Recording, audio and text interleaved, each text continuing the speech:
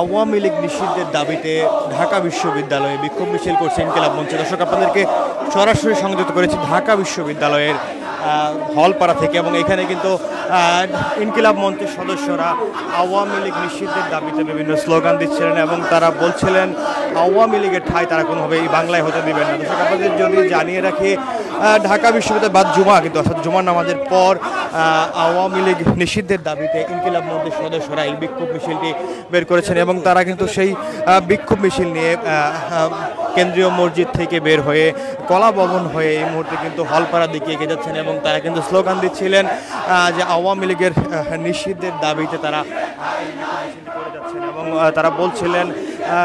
বাংলায় আওয়ামী লীগের ঠাঁই হবে না, সে বিষয়ে তারা বারবার বলছিলেন। দর্শক, আপনাদের যদি জানিয়ে রাখি, গতকাল রাতে জাতীয় নাগরিক পার্টির যে সদস্য রয়েছেন হাসনাত আব্দুল্লাহ, তিনি কিন্তু একটি পোস্ট করেছিলেন এবং সেই পোস্টকে ঘিরেই কিন্তু নানা আলোচনা সমালোচনা হচ্ছে এবং যে বিষয়টি বলা হচ্ছে যে আসলে আওয়ামী লীগকে পুনর্বাসন করা হবে এবং সেই বিষয়টিকে ঘিরে কিন্তু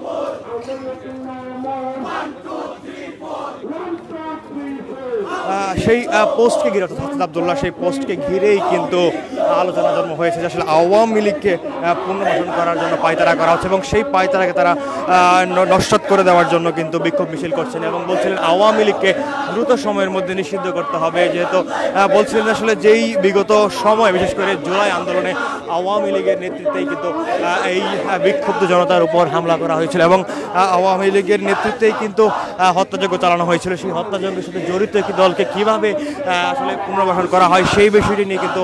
তারা কথা বলছিলেন এবং তারা বিভিন্ন স্লোগানে কিন্তু এগিয়ে যাচ্ছেন। এই মুহূর্তে ঢাকা বিশ্ববিদ্যালয় হলপাড়া থেকে তারা কিন্তু ভিসি চত্বরের দিকে এগিয়ে যাবেন।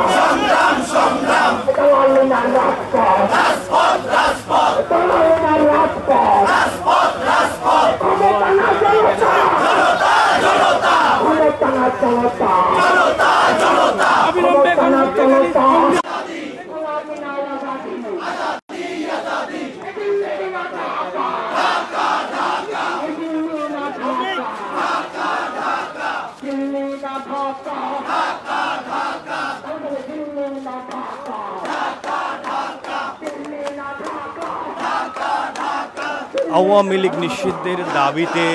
ইনকিলাব মঞ্চের সদস্যরা এই মুহূর্তে ঢাকা বিশ্ববিদ্যালয়ে বিক্ষোভ মিছিল করছেন এবং তারা কিন্তু আওয়ামী লীগকে পুনর্বাসনের কোনো ধরনের পায়তারা মেনে নেবেন না বলে বলছিলেন এবং তারা আরও একটু বলছিলেন যে আসলে যে ভারতের সেই ষড়যন্ত্র সে